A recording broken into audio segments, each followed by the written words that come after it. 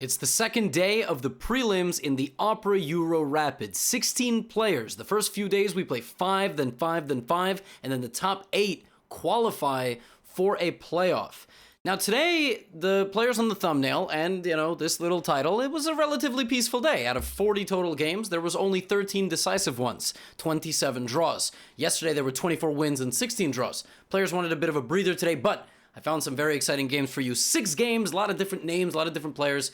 Let's kick it off. So, we begin with MVL, the Frenchman, versus Lenier Dominguez-Perez, Cuban-American, Grandmaster, e4, c5, and this opening is known as the 2 Knights Sicilian, or 4 Knights Sicilian, because there's 4 horses out. There's a lot of tricky lines where black kind of comes out this way.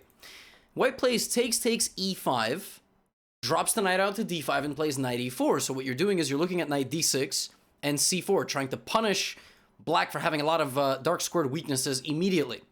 And what's crazy about this position is that after f4 and c4 and black moving the queen 2 times, this is all theory.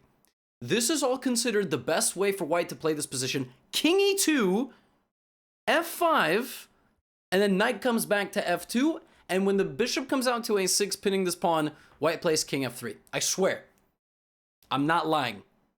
This actually happened in a game between two 2700s. Look, when they do it, it's called theory. When you do it, it's called you're drunk. Go home. No more chess for you. So stop. Don't put your king on f3. Don't try this at home. But MVL very quickly trades the pieces. You'll notice that the queens and all the pieces end up coming off the board. He plays king e3, gets out of check. And on move 20, this is the position. Now, when we look at this position, there is a lot to digest. First of all, the white king is able to stand so confidently because pieces have been traded. First thing you look at, material is completely equal. Who is more active? It's white. Black's most active pieces stare at defended targets. And as you'll notice, what MVL does, first of all, he trades off this, and then he plays the move a4. So this is no longer a weakness. He's able to move his rook out of the center. Black is unable to play the pawn forward. He's unable to play the pawn forward. He's unable to play the pawns forward. White is doing a good job controlling the squares on the other side of the board. Now, the next thing white has to do is take control of the center. And you'll say, well, Levy, why didn't g2 get taken? You can't take on g2 because rook g1 just activates my pieces. This is actually my weak link. I want to give it to you. Well, Dominguez doesn't do that. MVL continues to offer it, then defends. Now, he transfers his knight confidently to the center of the board. Obviously, Lenier doesn't like that very much, so he's going to try to play a move like knight to f7. Oh, wow, look at that. He played that move. Ah, surprise. Knight takes f7, king f7, and now, again, important. Why would he trade the rook?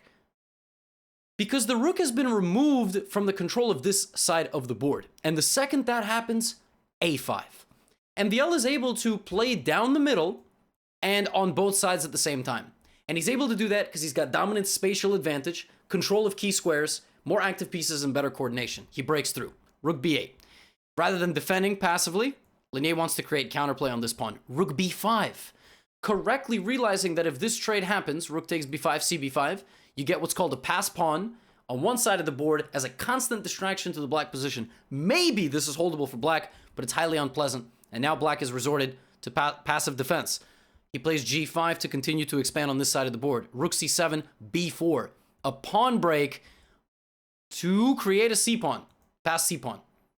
He's created this pawn break on this side of the board, and he just starts to push.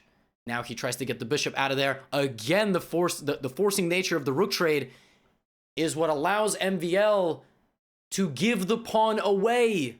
Isn't that crazy? He just gives it to him. But it's a poisoned apple. He's down a pawn, but by infiltrating on the dark squares that he weakened so long ago from the opening, MVL infiltrates, shoulders the enemy king away with the king and the bishop, and then breaks through and gets to the weak base of the pawn chain. And the game ends just some moves later. He's able to sacrifice and push both pawns. The pawns have made it past security checkpoint, g6, h6, and they're promoting. Beautiful game from MVL. Had to show this game. Gangster opening, put his king on f3, traded the pieces, and won by playing on both sides of the board, utilizing the structural weaknesses against his opponent. So super game. Super. I got nothing else to say. Not like he needs my compliments, but now we go to the next round. Anish Giri versus Ding Liren. Ding is, man, this guy is struggling. I know VIDIT is playing late because he's in India.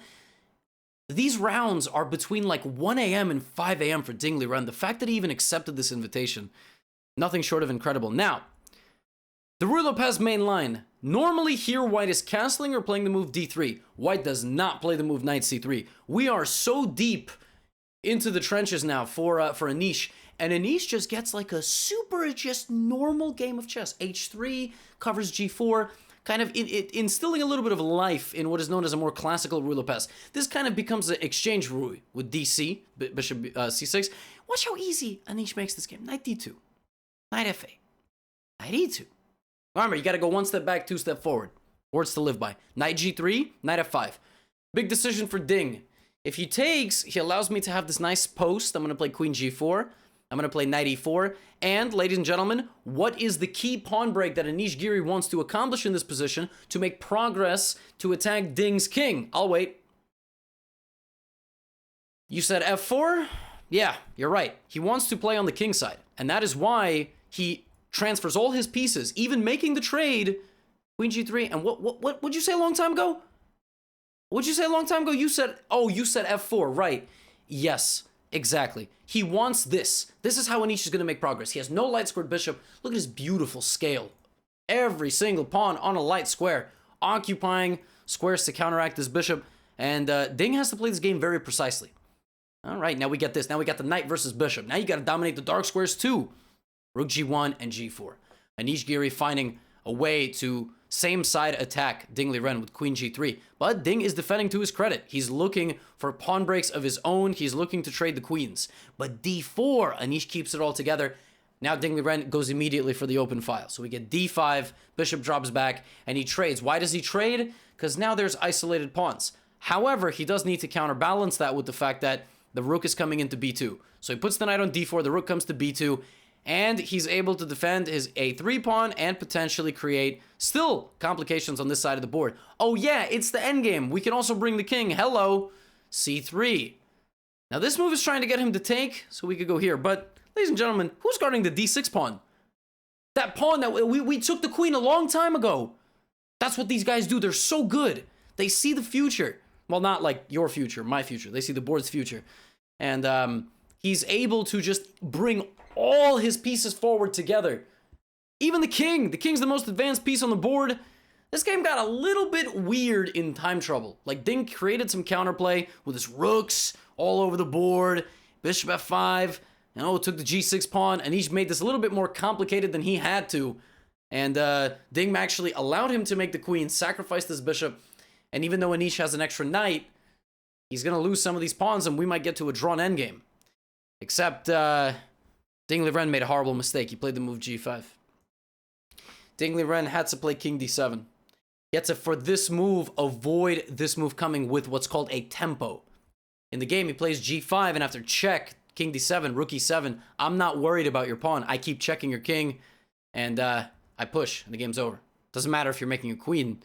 You know, I make a queen, you make a queen. Just because you make a queen doesn't mean you save the game. It's mate.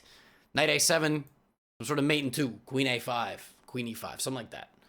Actually, I think that's literally mate. That is mate. It's a bit of a weird mate. It's kind of a funny board geometry. And just so you guys understand, in this position, every damn move better be a check. None of this, well, you know, I can centralize my... Well, actually, you can't even centralize your queen because you would lose it. But let's just say that, you know, this move wasn't even... No! No, because then they start taking your pieces. They start checking you. Every single move needs to be a check at this point. It's a fight to the death. The kings are out in the open. Whoever lands that knockout punch is going to win the fight. So every move better be a check. And Ding Liren had to hide his king. Oh, I just went all the way back. But the move g5 was the decisive mistake, and Anish Giri wins a nice game. One of a few games. Anish been in top form. All right, game number 3. Let's go. Game number 3 is the game between Daniil Dubov and Vidit Gujarati. Daniil playing a Vienna system. Except here, clearly, he doesn't have my e4 course. Link is in the top line in the description. Go check it out on the website. Vienna Gambit. I would have expected a Vienna Gambit, but he goes for a more solid line. It's a great line for black. Knight c6, knight a5, knight b3. I've had this with the white pieces against Russian Grandmaster Yevgeny Tomashevsky from Russia. Did I just say Russian Grandmaster from Russia? Anyway, in Title Tuesday. Very solid line, and he immediately clarifies the position in the center, plays bishop g4 and castle. So, Ladies and gentlemen, how do you play this position with black? Obviously, Daniil is saying you can take my knight because I will pin you to your queen. So VIDIT plays knight d5 and trades and centralizes and rook d1 and rook d8. Rook e1. So what is VIDIT going to do? He's got all these open lines, good pawn structure. Well, VIDIT finds a nice move here. Bishop b4. Squares that look untouchable. But if you take, I'm going to go queen takes d1. And if you take, whoop, that would be tragic. Rook d1, it's back rank. You have to sack your queen. And ultimately, when the dust settles, one guy's upper rook. And at this level, one guy's going to win if he's upper rook. More often than not. So that is what VIDIT found. However, there is a plot twist. If the queen were to come down, I can jump my knight right back, lock the door on your queen, and some weird stuff is going on. You've got to sack your rook, and then I'm going to get one of these pawns, and we play a chess game. But bishop b4 freaked Dubov out that he killed his own coordination. And when VIDIT played queen b5, this knight now is targeted by the rook and the queen. By moving the queen to the right and staring diagonally down at the knight, he maintains the pressure on the knight. And so Dubov has to play bishop f4, and now bishop takes, pawn takes, bishop c5 back. Uh-oh.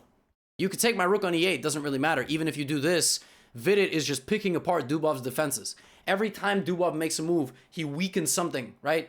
It's like like you guys know I make a lot of these analogies. He pawn structure transforms, kills his own rook's activity. Pawn structure split, weakening here.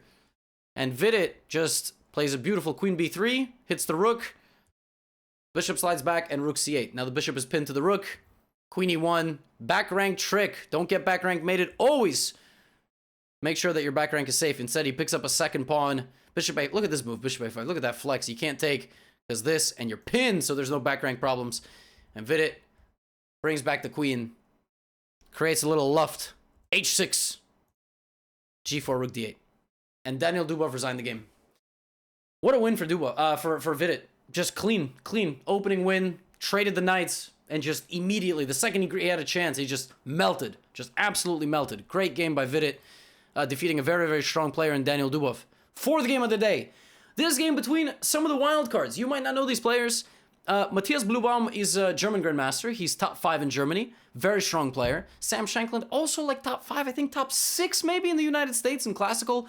Strong player in his own right. I think Shankland has crossed 2,700 before. Matthias has not, but I think he's high 26. And Matthias had a great start to the day. He beat Aranyan. He drew Dubov in a winning position, actually. He was beating him. And he started this one out with, it was a reverse London, and then he played g4. And I was like, hold up. What is this man doing? What is this? Knight e5 and knight g6. And then Shankland was like, well, let me show you how to push pawns. e6, f5, and then knight f6, g5, knight e4, h4. I don't know what it takes. Two guys right on the cusp of 2,700 to give us the dirtiest fight that we've ever seen. You and I, we've been covering a lot of games. Magnus Carlsen, Hikaru, Anish Giri, Nepomniachtchi, VIDIT, all these Grandmasters. It's so calm and professional.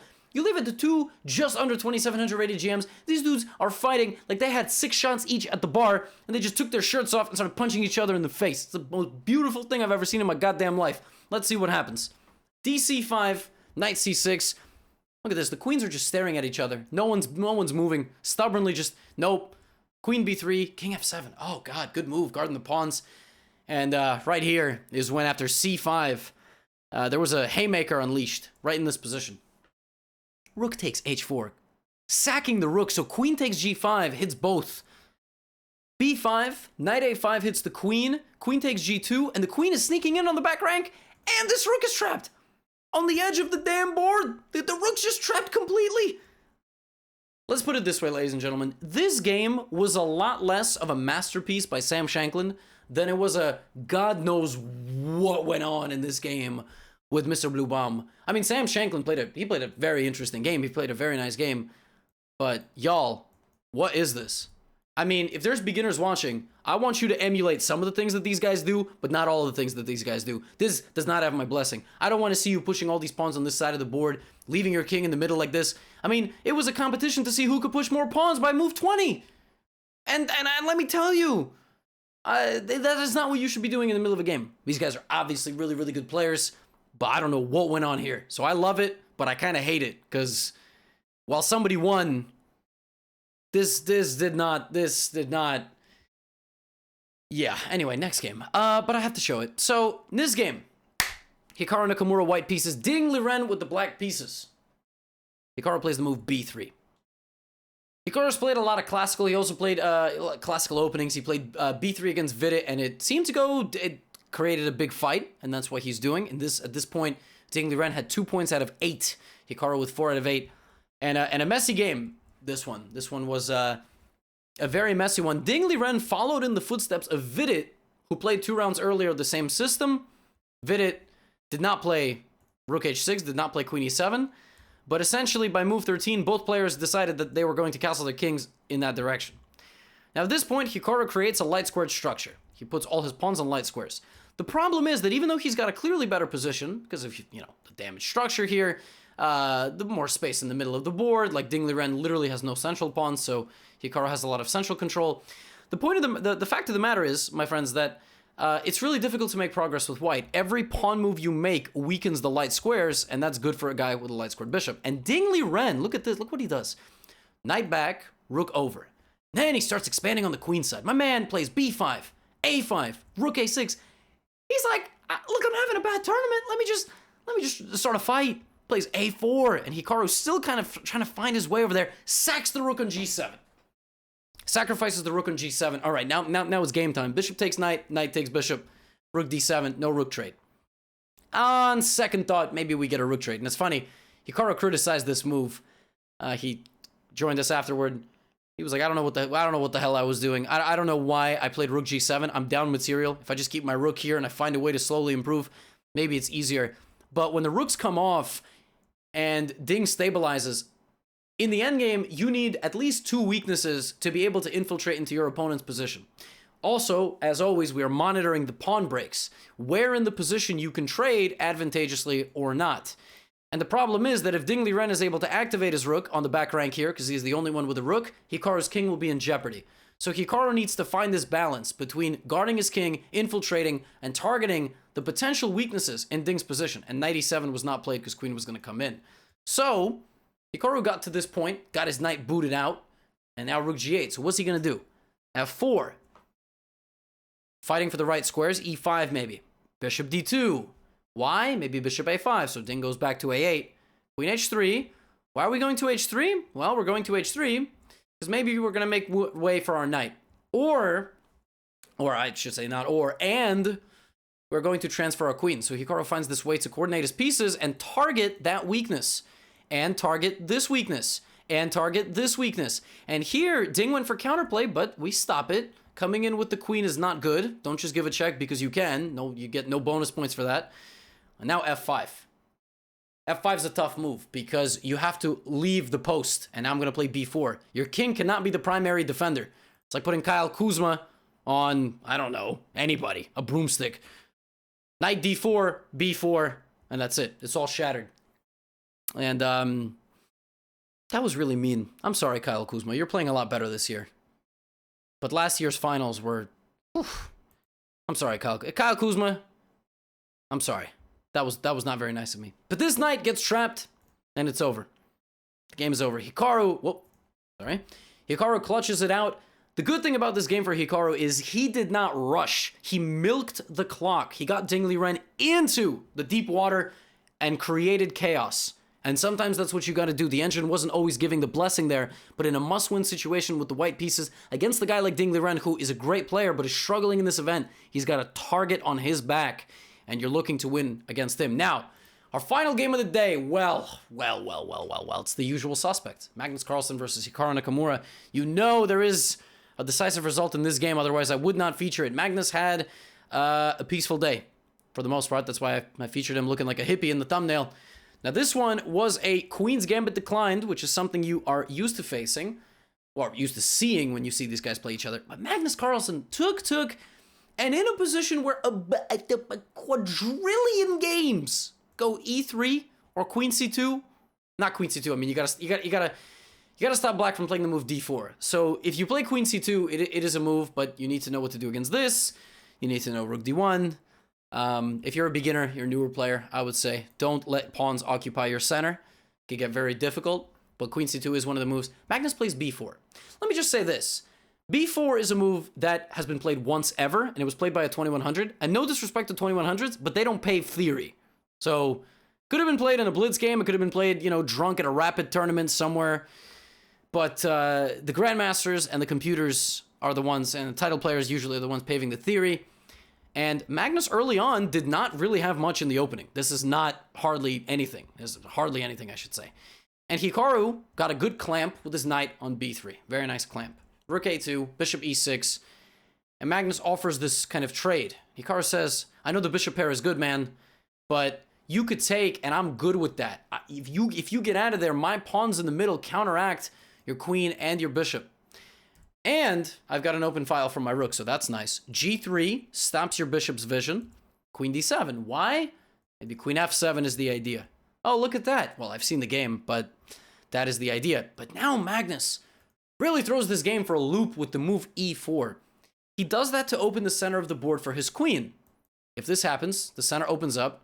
Magnus gets a queen there. But if Hikaru closes the center and creates a passed pawn protected, Magnus then will play f4. And the computer likes this for black.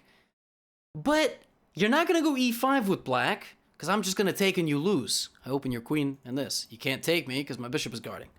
So, if you can't do that with black, you got to constantly worry about me opening up this bishop to line up with your king.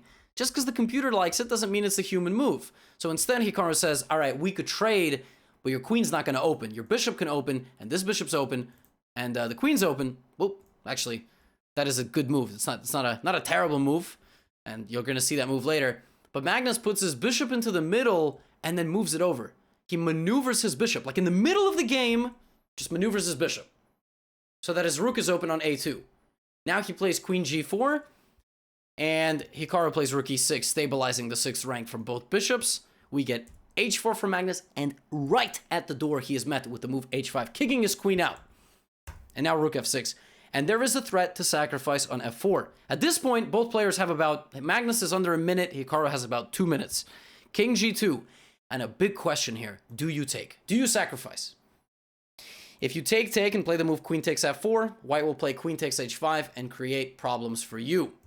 So if you don't take and instead you play knight d4, then queen h5 is obviously impossible because you would lose your queen, and that's bad. Losing your queen is just generally not a good thing. It's really not. Knight d4 and staying patient, creating this threat, or knight e6, knight f4 is maybe something Hikaru should have considered, but it's difficult to just sack a rook for a bishop and then play a random knight move, because that is potentially risky. So instead, Hikaru played g6, but this proved to be an error because now Magnus plays bishop h6 and bishop g5. So he kicks both rooks off the f-file. Nice little finesse. And then he plays the move bishop c2, and he's trying to get this knight out. Now at this point, Hikaru can play knight d4 again. And if bishop takes a4, then your rook comes in. So your rook is guarded by the rook, and the knight comes in, hits f2. And queen f3 check is a possibility. If something like this were to happen, b6. And Hikaru did mention this variation, but instead of that, Hikaru spotted a tactic here. And actually, Alireza, who was joining us for commentary at twitch.tv/GMHikaru, or GothamChess, or AnaChess, wherever you want to catch the coverage, spotted this move, rook e1. And he said, oh my god, that's such a nice idea. Because if rook e1, queen f2. Guarded. If king h3, bam. And even if you take, queen drops back. And total pandemonium happens. Explosion of the board. But both Alireza and Hikaru, who played the move rook e1 himself during the game, missed the concept in this position that Magnus doesn't have to do anything. He doesn't have to address this at all. Danger levels, equal or exceeding danger. That's why you should watch my video called These Two Words Could Improve Your Chess, Could Boost Your Chess. It's a video about danger levels. Bishop takes g6. If you take my queen, I take your queen with check. And when you take back, I win this. And bishop takes g6 is lights out for black. And Hikaru played the move rook e1. Magnus struck with bishop takes g6. And rather than even continuing the game, Hikaru resigned. And Magnus won his game. Hikaru goes down, but the standings, ladies and gentlemen, after 2 days of preliminary action in the Opera Euro Rapid, look like this. It is Magnus Carlsen with 7 points out of 10. Wesley So and Anish Giri 6.5. 6, the only man with 6. Nepo, clump of 5.5, clump of 5. Tomorrow, we will determine who are going to make it to the top 8. If there is a tie for the final spot, it is usually a head-to-head score that breaks the tie first, and then the second tie break is your number of wins. The more wins, the better. We will see what happens tomorrow. Hopefully, these games were fun. Let me know who you think are going to be in the playoffs, who is your favorite to win it, or just let me know whatever, man. You made it 25 minutes into my damn video. You are entitled to write whatever. Positive, hopefully. If negative, maybe keep it to yourself, but I'm open to constructive criticism. But very much enjoying making these for you. And you know what, before we go, congratulations to Mr. Agat Matar, who today, like 3 hours ago, hit 1 million YouTube subscribers. Already congratulated the man on Twitter, obviously, but just gotta sneak that in there. So, you know, everybody likes to say it's a little friendly rivalry between all these channels, but that man is the OG, big inspiration for content creators, chess players, and even Alireza said that when he was first starting out in chess, he was watching his videos. So, there you go. All we can say, and I will see you tomorrow.